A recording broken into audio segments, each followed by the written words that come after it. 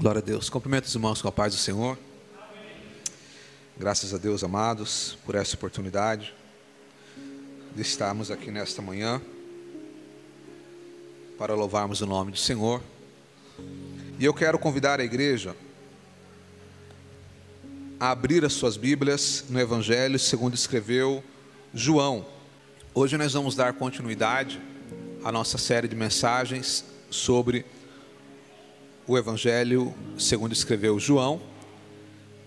E nós vamos meditar hoje sobre o tema Volta de Jesus e a Nova Jerusalém.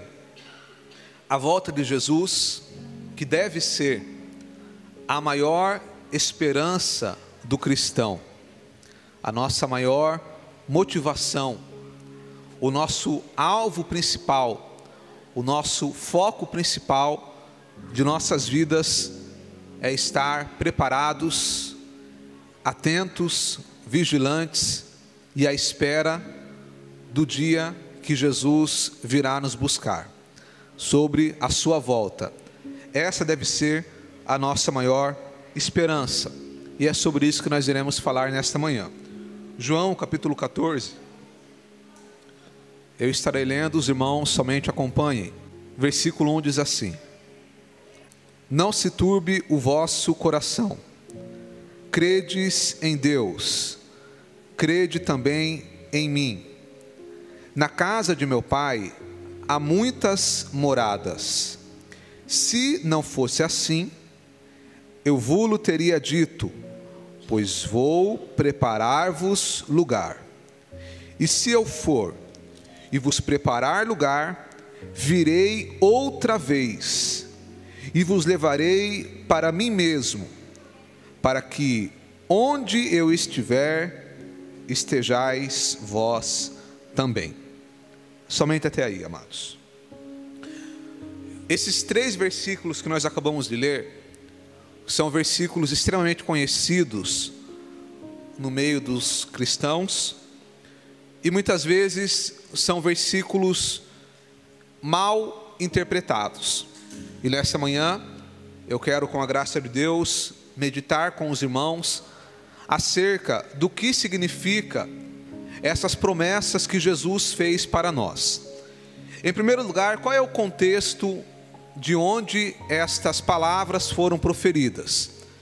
Nós estamos aqui nessa série sobre o Evangelho segundo escreveu João, e nós sabemos que aqui, nas últimas mensagens, se referem à última ceia, o momento em que Jesus estava ali tendo aquela última refeição com os seus discípulos, onde existia um clima de despedida, tendo em vista que o Senhor Jesus já tinha dito para os seus discípulos que ele haveria que beber de um cálice, o cálice da morte, ele teria que passar pelo sofrimento.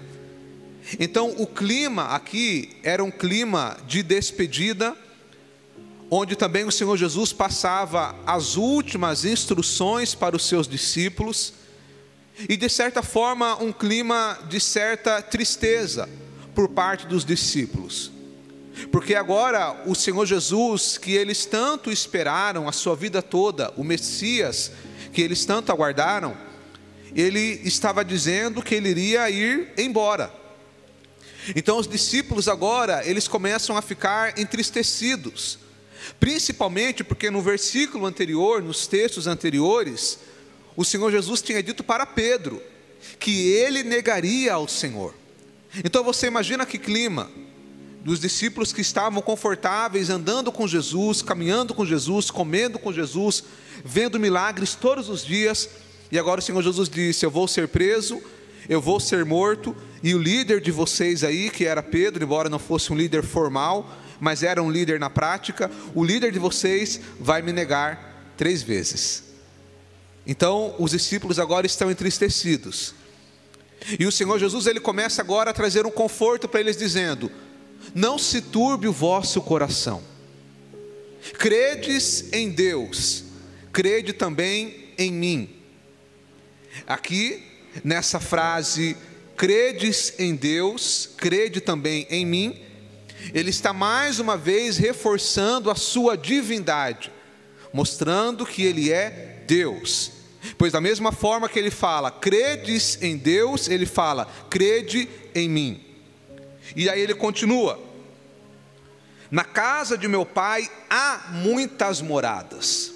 E aqui já começa o primeiro equívoco, das pessoas não entenderem o que está escrito. Ele diz, na casa de meu pai há muitas moradas. Se não fosse assim, eu vou-lhe teria dito, pois vou preparar-vos lugar. Muitas pessoas, ao lerem esse versículo de forma desatenta, eles acreditam que Jesus foi para a glória, para preparar lugar para nós. Ele está lá trabalhando na construção civil. Não, ele disse, na casa de meu pai há muitas moradas. Ou seja, o verbo haver no presente. Então, há muitas moradas. Que moradas são essas? Daqui a pouco nós vamos chegar lá. Mas a questão aqui é que ele diz, há muitas moradas, pois vou preparar-vos lugar, e se eu for e vos preparar lugar, virei outra vez. E aqui nós vamos tirar duas lições desses 3 versículos. A primeira é quando ele diz, virei outra vez. A primeira grande lição que nós extraímos daqui é sobre a volta de Jesus. O Senhor Jesus, que veio a este mundo, viveu, pregou, ensinou, fez milagres, morreu na cruz do Calvário, ressuscitou ao 3º dia, foi recebido nos céus em glória. Nós temos a esperança de que Ele um dia vai voltar. Essa é a maior esperança da igreja. Nós cremos que Jesus vai voltar. E esse deve ser o alvo principal da vida de todo cristão. Porque tudo o que nós vemos aqui neste mundo vai passar. Mas a nossa esperança maior é que um dia nós estaremos com Jesus. Eu quero ler com os irmãos um texto em 1 Tessalonicenses capítulo 4. Mais para frente, amados, mais aí, passando os evangelhos, 1 Tessalonicenses capítulo 4. Eu quero que os irmãos prestem muita atenção, que eu vou falar algumas coisas aqui hoje que não são tão fáceis de entender, e eu não posso passar tanto do horário. Então fiquem muito atentos, redobre a sua atenção. 1 Tessalonicenses capítulo 4, versículo 13, diz assim, Paulo falando aos irmãos, não quero, porém, irmãos, que sejais ignorantes acerca dos que já dormem, porque não vos entristeçais como os demais, que não têm esperança. Porque se cremos que Jesus morreu e ressuscitou, assim também ao que em Jesus dormem, Deus o tornará a trazer com ele. Dizemos, pois, isso pela palavra do Senhor, porque nós que ficarmos vivos para a vinda do Senhor, não precederemos os que dormem, porque o mesmo Senhor descerá do céu com alarido, e com voz de arcanjo, e com a trombeta de Deus, e os que morreram em Cristo, ressuscitarão primeiro. Depois nós, os que ficarmos vivos, seremos arrebatados, junto com eles nas nuvens, a encontrar o Senhor nos ares, e assim estaremos com o Senhor. Portanto, consolai-vos uns aos outros com estas palavras. Eu quero que você preste muita atenção nessa frase. Consolai-vos uns aos outros com essas palavras. O maior conforto que um cristão pode ter nessa vida, amados, não é na esperança de conquistar riquezas neste mundo. Não é na esperança de ter uma vida perfeita, sem problemas, até porque isso é impossível. Não é na esperança de que você não vai ter nenhuma enfermidade, nenhuma doença, nenhuma dor, que também é impossível, porque esse corpo nosso é corruptível. A maior esperança e o maior conforto que nós temos em meio às dificuldades é saber que Jesus virá para nos buscar. E é por isso que quando nós falamos da eternidade, amados, embora daqui a pouco nós vamos falar da Nova Jerusalém, ruas de ouro, toda aquela beleza, aquele esplendor que foge da compreensão humana. Embora vai ser lindo a eternidade, mas a nossa maior esperança na eternidade não é da beleza do local em si, mas é porque nós estaremos diante do Senhor Jesus. Nós estaremos diante de Deus. A coisa que mais vai nos alegrar no céu, amado, não é as ruas de ouro, o muro de jaspe. Embora isso vai ser lindo, não é o paraíso, o jardim, a árvore da vida, tudo isso é lindo, mas a nossa maior alegria na eternidade vai ser porque nós estaremos diante do Senhor Jesus. E quando nós estivermos diante dele, vai ser uma alegria tamanha, amados. Deixa eu te dar um exemplo. Quantos aqui tem cachorro? Já viu o seu cachorro, irmãos? Quando você sai de casa, você fica o dia inteiro, e aí quando você chega à tarde, o que o cachorro faz, amados? O que ele faz?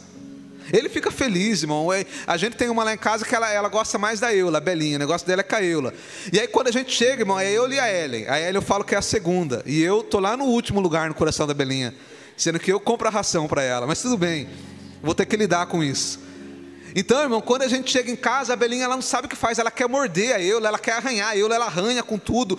É a alegria do cachorro em ver o seu dono. Imagina na eternidade, quando a gente vê o nosso Criador, amados. Eita glória.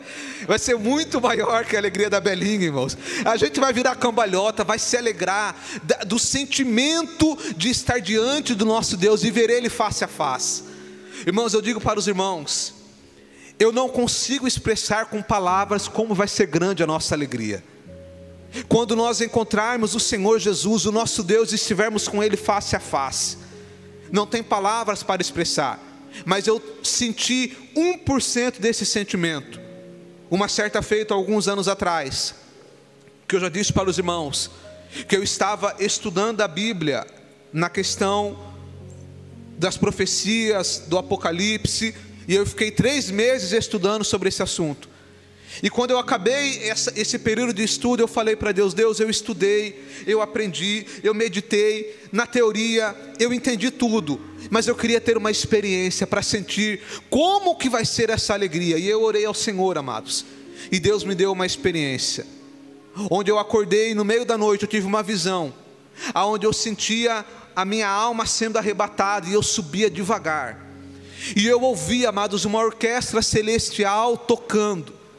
E eu senti, irmãos, uma alegria, que eu não tenho palavras para escrever, para descrever o tamanho da alegria e desse sentimento que eu sentia de subir para a glória. E quando eu sentia aquela alegria, irmãos, eu não pensava em família, não pensava em problemas, eu não pensava nada, porque a alegria era tamanha. E é por isso que eu digo para os irmãos, que vale a pena servir a Deus, amados. Porque a alegria que nós vamos sentir na eternidade, quando estivermos diante do Senhor Jesus, é algo inexplicável. E é por isso que Paulo fala: consolai-vos uns aos outros com essas palavras. É por isso, irmãos, que quando alguém está angustiado, triste, eu não posso chegar para você e dizer assim: olha, meu irmão, seu problema vai acabar. Ainda esse ano, como eu vi esses dias, um determinado pregador que falou assim: olha, 2025, Deus vai fazer, o que Deus vai fazer em 2025 é tão grande, que o que Ele vai fazer em 2025, não é nem 10% do que Ele fez em 2024, aí as pessoas se alegram, mas a verdade, amados, é que ninguém tem autorização para dizer isso. Baseado no que eu vou dizer para você? Baseado no que eu vou dizer para você, que esse ano você não vai ter nenhum problema? Eu posso dizer isso, amado? É lógico que é muito gostoso de ouvir: olha, esse ano vai ser o ano das grandes coisas, mas na prática, irmãos, não é assim. Eu não posso prometer para ninguém que você não vai ter problemas esse ano. Eu não posso prometer. Eu não posso prometer que o seu carro não vai quebrar. Eu não posso prometer que você não vai ficar doente. Eu não posso prometer que você não vai chorar esse ano. Mas uma coisa eu posso te dizer: que um dia Jesus vai voltar, amados. Isso eu posso te dizer. E no dia que Ele voltar, na eternidade, vai ser só alegria, paz, sem fim e eternamente. Essa é a esperança da igreja, e é a nossa maior esperança, que Jesus virá para nos buscar. Agora eu quero que você preste muita atenção. Tá bom, Jesus vai voltar, mas como que será essa volta? Ele disse: e se eu for vos preparar lugar, virei outra vez. Como que será essa volta? A volta de Jesus, como que será? Existem, amados, 2 visões diferentes sobre esse assunto. Eu quero que o Tiago coloque ali, por gentileza, Tiago. Eu vou explicar para os irmãos aqueles conceitos. Hoje vai ser mais um estudo bíblico do que uma pregação, porque eu quero que os irmãos entendam de forma bem clara. Mas antes da gente chegar ali, volta comigo lá em João 14, por gentileza, amados, para mim explicar primeiro o versículo 2, que é um versículo que às vezes as pessoas não compreendem. Eu quero que você preste muita atenção para você entender. Na casa de meu pai há muitas moradas. Eu quero que você entenda. Para por aqui. Na casa de meu pai há muitas moradas. Daqui a pouco nós vamos explicar que moradas são essas. Mas antes disso, entenda. O Senhor Jesus estava dizendo que na casa do Pai, lá no céu, na glória, as moradas já estão prontas. Não é que ele iria para fazer as moradas. Não é que ele iria construir as moradas. Ele disse, há muitas moradas. Então Jesus, ele não foi construir as moradas para nós. Já está pronto. Deus, ele criou tudo lá na eternidade. Ele criou os céus e a terra. Já está pronto. Agora veja a continuação do versículo. Se não fosse assim, eu vos teria dito, vírgula de novo. Veja bem, na casa de meu pai há muitas moradas. Se não fosse assim, se não existisse a morada, eu teria dito para vocês, mas as moradas já estão prontas, vírgula. Agora ele continua, pois vou preparar-vos lugar. E essa parte aqui é que gera muita confusão, porque uma hora Jesus disse que há muitas moradas, depois ele disse que vai preparar lugar. Então entenda aqui, quando ele diz, pois vou preparar-vos lugar, na verdade a palavra lugar aqui, no grego, ela significa topos. Topos que tem a mesma origem da palavra topografia.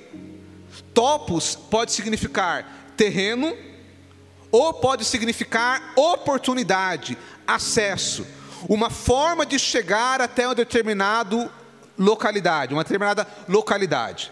Então quando Jesus fala assim, pois vou preparar-vos lugar, não é que ele iria construir as moradas, ele está dizendo, é como se ele estivesse dizendo, na casa de meu pai há muitas moradas, porém eu vou preparar a vocês uma forma de chegar até essas moradas. É como se ele estivesse dizendo, a casa já está pronta, mas vocês ainda não têm a chave. A morada já está pronta, mas vocês ainda não têm como chegar lá, porque aquele não tinha morrido na cruz. Então quando ele diz, pois vou preparar-vos lugar, lembra que eu falei lá no começo? Que aqui eles estavam na última ceia, e o clima aqui era um clima de despedida, porque Jesus estava dizendo que ele teria que ser preso e morto. Então quando ele fala, pois vou preparar-vos lugar, ele estava dizendo que a minha morte e ressurreição dará a vocês a oportunidade de acessar as moradas eternas. E é por isso que mais à frente ele vai dizer, no mesmo texto, mais à frente, veja comigo aí, versículo 6, veja que é o mesmo contexto. Ele diz, eu sou o caminho, a verdade e a vida, ninguém vem ao Pai senão por mim. Quando ele diz, eu vou preparar-vos lugar, ele estava dizendo, eu vou preparar o acesso para vocês chegarem às moradas eternas. Então é isso que quer dizer esse versículo. Então, nós entendemos aqui no primeiro ponto, sobre a volta de Jesus, que ele vai voltar. Agora sim nós vamos para aquela imagem ali, e agora eu quero que você preste muita atenção. Quando nós falamos da volta de Jesus, a volta de Jesus, todo cristão genuíno e todo pregador bíblico da palavra, ele acredita na volta de Jesus. Isso é algo inegociável para nós. Todo cristão verdadeiro acredita que Jesus vai voltar. Sim ou não? Muito bem. A grande questão é que, embora todo cristão acredite que Jesus vai voltar, isso é inegociável, o que há divergências é sobre como será essa volta, como será os eventos, a continuidade dos eventos, o cronograma dos eventos. Como que isso vai acontecer? Então, nesse ponto há controvérsias. Alguns acreditam de uma forma, outros acreditam de outras. Eu quero aqui nessa manhã é mostrar para os irmãos alguns pontos de vista diferentes sobre esse assunto. É óbvio que eu vou falar o que eu acredito, mas o que eu quero esclarecer aqui é que existe uma frase de Agostinho de Hipona que ele dizia assim: no essencial, unidade; na dúvida, liberdade; e em tudo, caridade. No essencial, unidade; na dúvida, liberdade; e em tudo, caridade. O que essa frase significa? Naquilo que é essencial para a nossa fé, nós temos que ter unidade. Por exemplo, uma coisa essencial: Jesus é o único e suficiente Salvador da humanidade. Isso está aberto ao debate, amados? Não. Então, no essencial, unidade. Todos aqui acreditam nisso, amém ou não amém? Jesus é o Salvador. A pessoa fala: não, Jesus não é o único Salvador, então não é cristão. Então, isso é o essencial, unidade.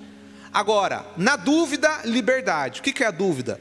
São pontos nas Escrituras que abrem margem para visões diferentes, que geram controvérsia, e são pontos que não são essenciais. Então, nesses pontos especificamente, deve haver liberdade, ou seja, eu penso de uma forma, o Milson pensa de outra, amém. Naquilo que é essencial, nós pensamos juntos. Naquilo que não é essencial, ele tem liberdade de pensar da forma dele e eu da minha, mas ele continua: mas em tudo, caridade, ou seja, amor. Independente de você ter alguma diferença comigo ou não, nós temos que ter amor um pelos outros. E por que eu estou dizendo isso? Esse assunto aqui, plano escatológico. Escatologia é o estudo das profecias bíblicas. A escatologia é um assunto que gera controvérsias. Por quê? Porque grande parte das profecias bíblicas sobre esse assunto, elas vão se cumprir. E grande parte do que está escrito na palavra tem muita simbologia, símbolos. É as 7 trombetas, é a besta que subia do mar, é a besta que subia da terra. Já leu o livro de Apocalipse? Tenho certeza que se você leu ele, você não conseguiu entender foi nada, irmão, ou pouca coisa. Sim ou não? Sim. Então dentro disso daí, como é um assunto complexo, nós temos que ter essa prudência de entender que não existe verdade absoluta. Você pode ter uma visão sobre um assunto, mas você tem que ter maturidade para saber que existem outras visões. Mas muitas vezes isso não acontece no meio dos cristãos. Quantos e quantos pregadores que ele tem uma visão sobre o assunto, e aí ele defende aquela visão dele como se fosse verdade absoluta, e quem pensa diferente, herege. Isso daí é herege, ele pensa diferente de mim. Não, amado. Lembra da frase que na dúvida, liberdade. Então por que eu estou dizendo isso? Porque eu vou apresentar aqui aquilo que eu acredito, e que não é só eu que acredito. Milhões de cristãos, milhões de estudiosos da palavra acreditam, mas existem outras visões. Vamos lá então para a imagem. Ali está, irmãos, um resumo do que as profecias bíblicas diz que irão acontecer daqui para frente. Então veja ali, em primeiro lugar, primeira vinda do Senhor Jesus. Aconteceu há cerca de 2000 anos atrás. Está ali a cruz, ó. A vinda do Senhor. Ele veio nesse mundo, viveu, pregou, ensinou, morreu, ressuscitou e foi assunto aos céus. Agora veja ali em amarelo, o momento atual. Nós estamos nesse momento agora. Esse é o momento atual. A primeira seta azul para cima, que é o próximo evento que nós acreditamos que vai acontecer. É o próximo evento. Não tem nada mais para acontecer dentro da nossa visão, evidentemente. Qual é o próximo evento escatológico que vai acontecer? O arrebatamento.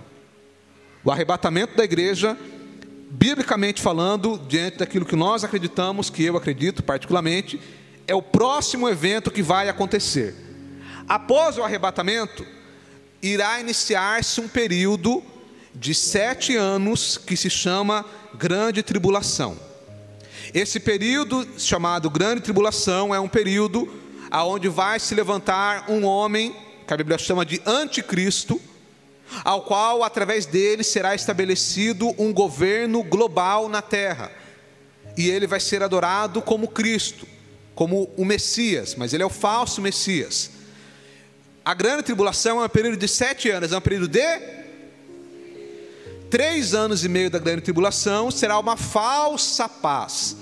A Bíblia fala lá em Apocalipse, e via um cavalo branco que saía para vencer, ou seja, saía para vencer no sentido de que aparentemente vai parecer que ele organizou o mundo, que ele venceu. Então 3 anos e meio de falsa paz. Nos 3 anos e meio finais, inicia-se de fato a grande tribulação, que está lá em Apocalipse. Sabe lá aquelas 7 trombetas, as 7 taças da ira, os ais de Apocalipse? Irmão, vai ser uma grande tribulação, como nunca houve antes na história do mundo. Para quem não sabe, vai ter terremotos como nunca houve antes, terremotos fortíssimos, tsunamis como nunca houve antes. O clima da terra vai virar uma bagunça, vai ser chuva de saraiva, chuva de fogo, vulcões vão entrar em erupção, vai ser uma coisa terrível após a outra, uma grande tribulação.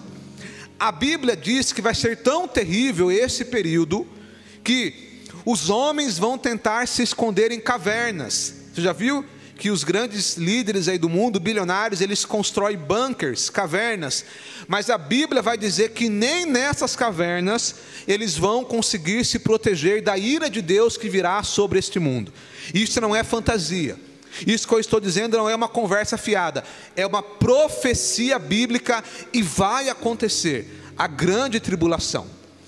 Quando chegar no final da grande tribulação, a seta para baixo ali é a segunda vinda, é a volta de Jesus. Quando ele disse, virei outra vez, é ali, é a vinda de Jesus, que ele virá com poder e grande glória, e ele vai destruir o anticristo, vai destruir o império das trevas, e vai estabelecer o reino dele aqui neste mundo, no final da grande tribulação. Quando Jesus vir estabelecer o seu reino, inicia-se um período de 1000 anos, que é chamado de milênio. Nesse período de 1000 anos, é o período onde Jesus vai reinar aqui nessa terra, com a igreja, com os sobreviventes da grande tribulação, onde as pessoas viverão como árvores, porque se alimentarão das folhas da árvore da vida. As pessoas vão viver muito mais tempo. Eu não vou mostrar os versículos bíblicos, porque senão o tempo não permite, mas em algum momento eu vou fazer um estudo detalhado sobre isso. Então, milênio, 1000 anos. Nesses 1000 anos, a Bíblia diz que o Satanás ficará preso, ele estará preso, e no final ele será solto. E aí as pessoas, no período que ele for solto, ele mais uma vez vai enganar as pessoas que vão, pela última vez, se rebeliar contra Deus e contra os escolhidos. E aí então, quando eles fizerem essa rebelião, descerá fogo do céu e destruirá a todos. E aí acaba o milênio. Quando acabar o milênio, o que vai ter ali, amados? Juízo final. O juízo final, que será o último juízo da humanidade. Eu queria que você entendesse que tudo isso daqui é verdade, amados, e vai acontecer. Deus julgará a todos, do maior até o menor, o mais famoso e o anônimo. Todos estarão diante do Senhor e serão julgados por Ele. Após o juízo final, aqueles que não são salvos serão lançados no lago de fogo, como diz a Bíblia. E aqueles que são salvos estarão com o Senhor eternamente em novos céus e uma nova terra. Essa é a nossa esperança. Agora preste atenção. Essa visão que eu falei para os irmãos é a que eu particularmente acredito, mas existem algumas divergências. Por exemplo, todos acreditam que Jesus vai voltar. Isso daí é inegociável. Aquela segunda seta azul para baixo. Todos cristãos acreditam que ele virá. Agora tem algumas divergências. Por exemplo, sobre o arrebatamento. Muitos irmãos acreditam que a igreja passará pela grande tribulação. Então, nesse caso, o arrebatamento que está aqui no começo ele vai acontecer lá na segunda vinda de Cristo. Ou seja, a igreja vai passar pela grande tribulação, e aí eles acreditam que quando Jesus for vir, os cristãos vão ser ressuscitados que morreram, os outros que estão vivos serão arrebatados, serão transformados e virão junto com Jesus para estabelecer o reino. Então, há quem acredite que a igreja passará pela grande tribulação. Aí você pergunta: o que você acredita? Eu quero acreditar que a igreja não vai passar, irmãos, eu não quero passar. Mas tem quem acredite que a igreja vai passar, amados. Então, eu acredito que não, mas está aí. Outro ponto que gera controvérsia. Então, o primeiro ponto que gera controvérsia é sobre se a igreja vai passar ou não. Então, esse é o primeiro ponto. O segundo ponto que gera controvérsia é sobre o milênio, aquele período de 1000 anos, que eu particularmente acredito que haverá esse período literal de 1000 anos aqui na Terra, o milênio. Mas tem quem acredite que o milênio não vai acontecer, que Jesus virá no final da grande tribulação, tem o juízo final e acabou, é novo céu e nova terra, não tem esses 1000 anos. Então tem aqueles que defendem essa ideia, que são os amilenistas. Eles não acreditam no milênio. Por que eu particularmente tenho dificuldade para acreditar nessa ideia de que não vai existir o milênio?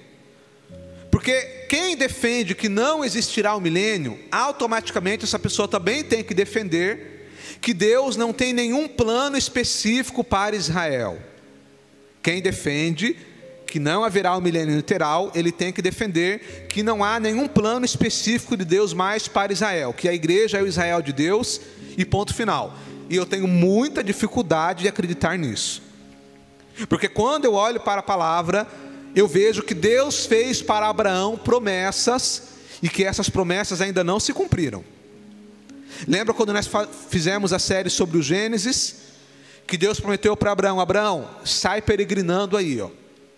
Aonde você colocar a planta dos seus pés, eu te darei por herança a tua descendência. Abraão andou por anos no deserto.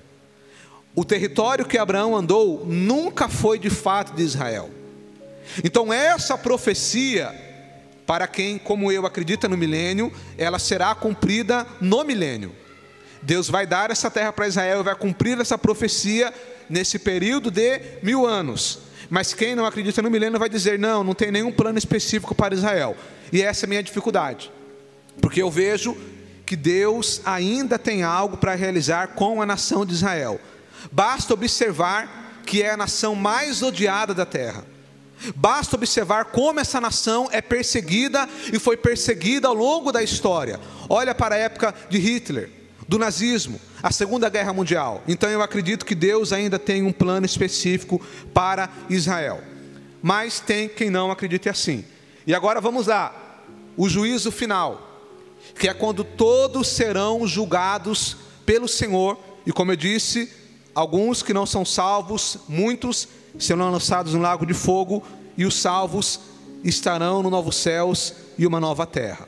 Então essas são as duas visões divergentes sobre como será a volta de Jesus. Todos acreditam que Jesus virá, mas há divergência sobre como sucederão o cronograma dos eventos. A primeira lição que nós aprendemos aqui é sobre a volta de Jesus. E a segunda lição, partindo para o final, é sobre a nova Jerusalém. Vamos lá, João 14, amados, por gentileza. Já estou partindo para o final, irmãos. Não se turbe o vosso coração, credes em Deus, crede também em mim. Na casa de meu pai há muitas moradas. Muito bem, que moradas são essas que Jesus nos prometeu? Ele disse que na casa do pai há muitas moradas. Essas moradas já estão prontas, já estão preparadas. Mas que moradas são essas?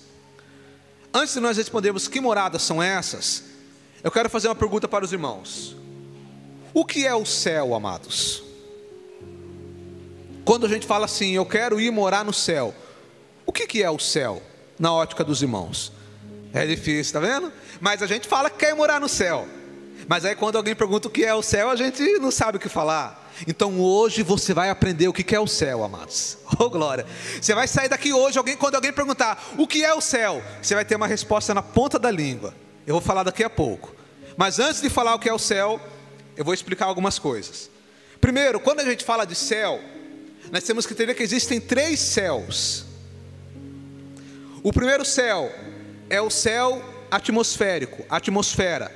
É o céu que você vê, que você olha todos os dias. É o céu onde a gente olha. O segundo céu é o céu estelar, é o universo, onde estão as estrelas, os planetas, as galáxias.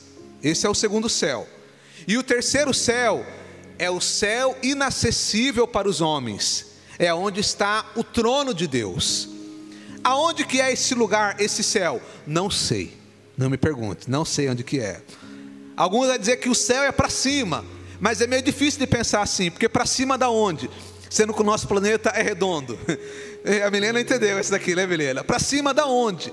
Então eu não sei onde que é o céu, amados. Pode ser que seja num local muito longe, lá no final do universo.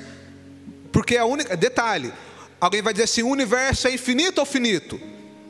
Ah lá, irmão, o universo é infinito ou finito? Como que é? Finito. Por que ele é finito? Porque só existe um que é infinito, Deus. A única coisa que pode ser chamada de infinito é Deus. O universo é finito. Deus criou o universo lá em Gênesis e ele tem fim. O homem não sabe qual é o fim do universo, mas ele tem um fim. Então pode ser que esse céu, esse terceiro céu, seja lá no final do universo. Pode ser. Ou possa ser que este céu, onde está o trono de Deus, seja numa outra dimensão, que é onde eu acredito. Uma outra dimensão, amado, um local inacessível. Agora vamos lá. Eu quero que você preste muita atenção agora. Redobre sua atenção. O que eu vou falar aqui é um pouquinho difícil de entender, mas não é impossível. Vamos comigo. 2 Coríntios capítulo 12. Abra aí, irmãos. Isso daqui é coisa maravilhosa, irmão. Isso daqui é coisa tremenda. Falar do céu, pensar no céu, irmãos, é a coisa mais prazerosa que tem. Não tem coisa melhor que essa. Vamos lá, 2 Coríntios, versículo 1. Nós vamos agora numa linha de raciocínio para você ter aquela resposta que eu perguntei. O que é o céu? Você vai saber o que é. 2 Coríntios 1, diz assim: em verdade que não convém gloriar-me, mas passarei as visões e revelações do Senhor.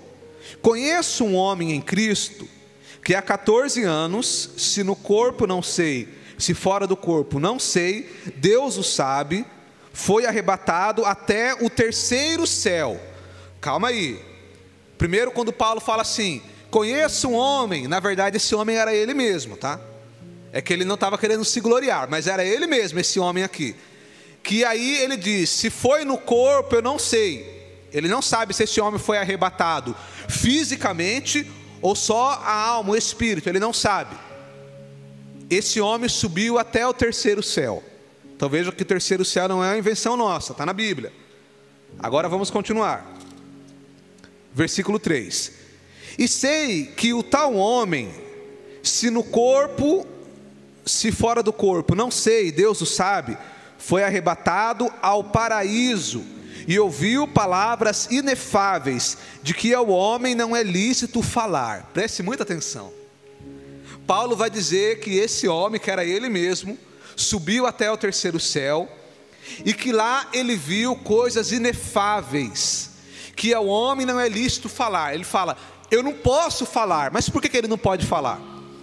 Paulo não pode falar, porque o que tem lá no céu, amados, é algo tão fora da nossa realidade, é algo tão maravilhoso, é algo tão lindo, é algo tão extraordinário, que não tem palavras humanas que possam descrever o que é que tem lá.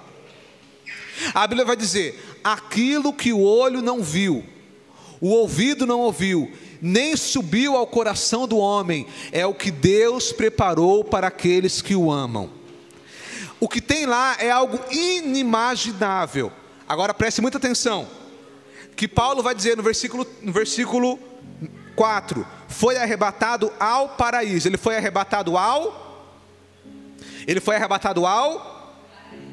Então agora veja comigo. Paulo vai dizer que ele foi arrebatado ao terceiro céu, e que lá existe um lugar chamado paraíso. Vamos continuar. Vamos comigo agora, preste muita atenção, Apocalipse capítulo 2. Apocalipse capítulo 2, versículo 7. Apocalipse 2, versículo 7. Quem tem ouvidos, ouça o que o Espírito diz às igrejas. Ao que vencer, dar-lhe-ei a comer da árvore da vida que está no meio do paraíso de Deus. Veja bem, Paulo diz que ele foi arrebatado até o terceiro céu, e ele diz que lá no terceiro céu tem um paraíso. E agora a Bíblia vai dizer que no meio desse paraíso que Paulo foi, tem uma árvore, está a árvore da vida. Continuando, Apocalipse capítulo 22, versículo 2. Aliás, versículo 1. Apocalipse 22, versículo 1. E mostrou-me o rio puro da água da vida, claro como um cristal. Lembra daquele hino? Além do rio azul, as são de ouro e de cristal. Então, tá vendo aí, ó? E mostrou-me o rio puro de água da vida, claro como um cristal, que procedia do trono de Deus e do Cordeiro. No meio da sua praça e de uma e da outra banda do rio estava a árvore da vida. Pegou aí, irmão? Paulo foi arrebatado até o terceiro céu, diz que lá tem um paraíso. Depois a Bíblia vai dizer que no meio desse paraíso tem a árvore da vida. E a Bíblia também vai dizer que no meio do paraíso tem uma praça, que também tem um rio puro de água da vida, tudo nesse paraíso.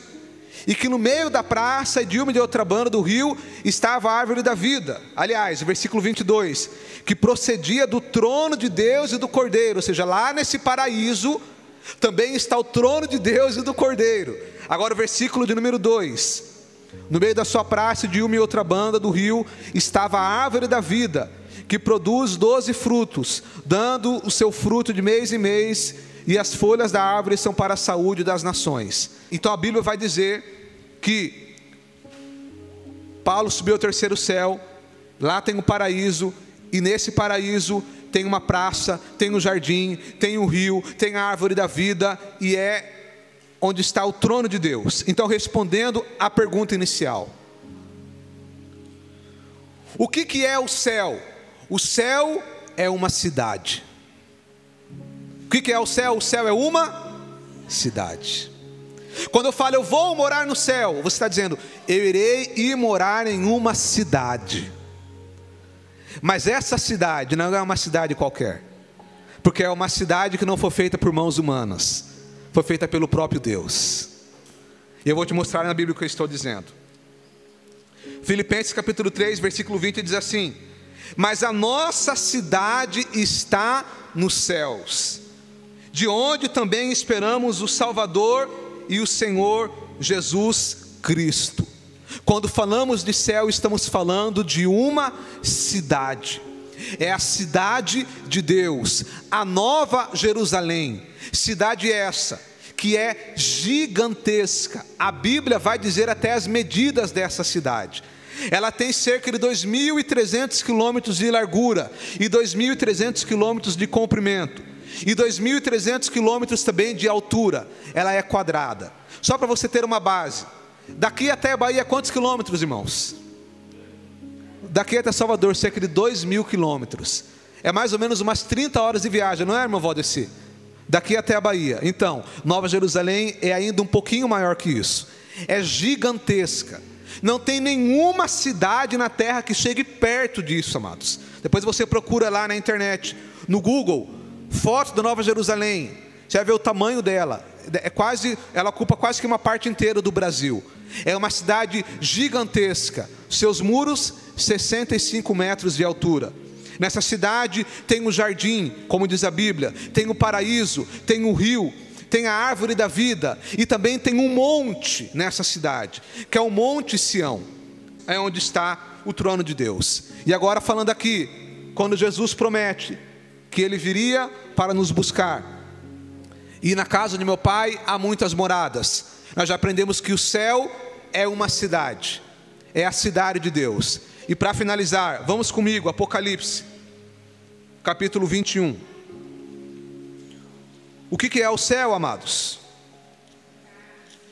Uma cidade. Apocalipse 21.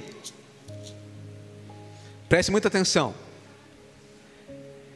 E vi um novo céu e uma nova terra, porque já o primeiro céu e a primeira terra passaram, e o mar já não existe. Os irmãos lembram que eu disse que Jesus, vai acontecer o juízo final, e depois do juízo final, Deus vai fazer novos céus e uma nova terra. Essa expressão, novos céus e uma nova terra, não quer dizer que Deus ele vai destruir tudo que existe. Não quer dizer que Deus ele vai desintegrar o universo. Deus vai fazer tudo virar pó e fazer tudo novo. Não. O fazer novo aqui no grego, ele tem a ver com renovar. Deus ele vai renovar tudo pelo fogo. Esse planeta vai passar pelo fogo, irmãos, não vai ficar um tijolo. Nada que o homem fez vai ficar aqui, vai ser tudo destruído. E ele vai ser feito novo. E a Bíblia diz que o mar já não existe. O que significa o mar já não existe? Tem várias interpretações, mas aqui eu acredito, é que quando vai dizer que o mar já não existe, é porque o planeta vai virar ao seu estado, vai voltar a ser o seu estado original, quando existia apenas um único continente. Hoje tem vários continentes, então vai ser um único continente. E aí continuamos, versículo 2: E eu, João, vi a santa cidade, a nova Jerusalém, que de Deus descia do céu, adereçada como uma esposa ataviada para o seu marido. E ouvi uma grande voz do céu que dizia: Eis aqui o tabernáculo de Deus com os homens, pois com eles habitará, e eles serão o seu povo, e o mesmo Deus estará com eles para sempre. Aleluia. Então, às vezes as pessoas perguntam: nós iremos morar no céu? A nossa morada será no céu ou na terra? Aonde vai ser a nossa morada eterna, amados? No céu ou na terra? Hã? Ué, mas a gente não vai morar no céu? A nossa morada eterna, irmãos, vai ser no céu e na terra. Aí pergunta por quê? Porque o céu e a terra serão a mesma grei. Nesse novo céu e nessa nova terra será o céu, que é uma cidade, esta santa cidade, a cidade de Deus, onde está o trono de Deus, ela vai descer aqui nessa nova terra, que vai ser renovada, vai ser linda, amado. Deus vai fazer muito melhor do que ela é hoje. Então a nova Jerusalém, a cidade de Deus, o que nós chamamos de céu, a cidade santa, a Sião celestial, ela vai descer e vai pousar aqui na terra, e nós estaremos com o Senhor para sempre, amados. Essa é a nossa esperança, essa será a nossa morada eterna, a nova Jerusalém. E agora, para concluir, e eu já disse isso umas 40 vezes, mas agora eu vou concluir mesmo. Algumas pessoas acham, irmã Paula, que o céu, a eternidade, vai ser um lugar monótono, que nós vamos ficar lá o dia inteiro em cima de nuvens, tocando harpa e cantando. Nada disso, meu amado. O céu vai ser um lugar maravilhoso, meu irmão. O que Deus preparou para nós é algo extraordinário. O céu será um lugar de alegria, de descanso, mas também de atividade. Eu quero que você entenda que o Senhor Jesus, quando Ele ressuscitou, Ele recebeu um corpo. E o corpo que Jesus recebeu, a Bíblia diz que nós receberemos um semelhante ao dele. Agora preste muita atenção. Olha o que Jesus fazia com esse novo corpo. Os discípulos estavam reunidos em uma casa com a porta trancada, morrendo de medo, irmãos. De repente Jesus aparece no meio deles e diz: paz seja convosco. Ou seja, o corpo de Jesus, irmãos, não se prendia a local físico, ele entrava mesmo com a porta fechada.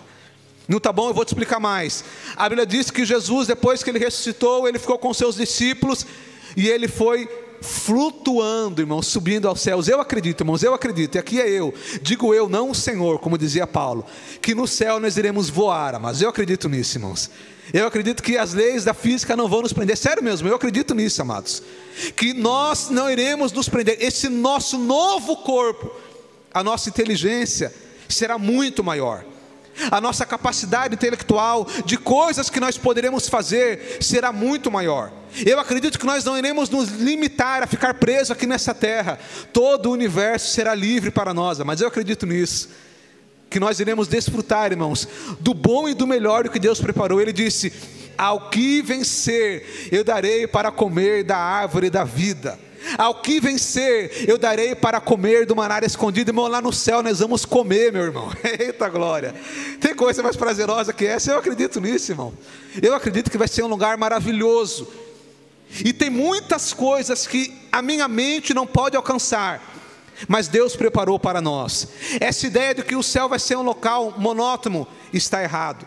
O céu será um local de surpresas e de coisas maravilhosas. E alguns pensam assim: não, eu vou para o inferno, porque lá vai ter cerveja, vai ter festa. Não vai nessa não, irmão. Lá vai ser um local de sofrimento.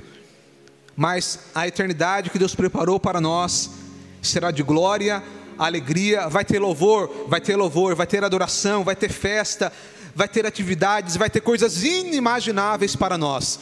E é por isso que nós temos que cultivar essa esperança de que Jesus virá para nos buscar. E eu concluo dizendo que a nossa maior esperança é a volta de Jesus e ir morar na santa cidade, a Nova Jerusalém, que Deus preparou para nós. Eu te convido, irmãos, a orar. Peça para Deus te dar uma experiência. Peça para que Deus te dê um sonho, para que Deus te fale através de uma visão, para que você possa experimentar, amados, o que um dia eu experimentei, para que essa palavra possa penetrar no seu coração, irmãos, porque o cristão, quando ele realmente entende, irmãos, o que é o céu, quando você realmente está com o teu coração cheio do Espírito Santo de Deus, as coisas deste mundo, elas perdem o significado. E é por isso que Paulo, depois que ele teve essa experiência de subir ao terceiro céu, ele dizia que ele ficava numa dúvida. Ele dizia assim: olha, eu não sei, meus irmãos, se eu prefiro ficar aqui com vocês ou se eu prefiro ir para a glória. Por um lado eu quero ficar aqui com vocês para vos ajudar, mas por outro lado, aquilo que eu experimentei lá é tão glorioso que eu quero ir para lá. Então eu te digo, amados, que nós possamos perseverar até o fim. Que mesmo que você hoje esteja enfrentando problemas, dificuldades, lembre-se do que Jesus disse: não se turbe o vosso coração. O Senhor Jesus virá para nos buscar. Ele preparou para nós uma eternidade maravilhosa que foge da nossa compreensão. Essa é a nossa alegria. Ainda que a sua casa aqui na terra não seja uma casa maravilhosa, mas a nossa morada lá no céu é maravilhosa, amados.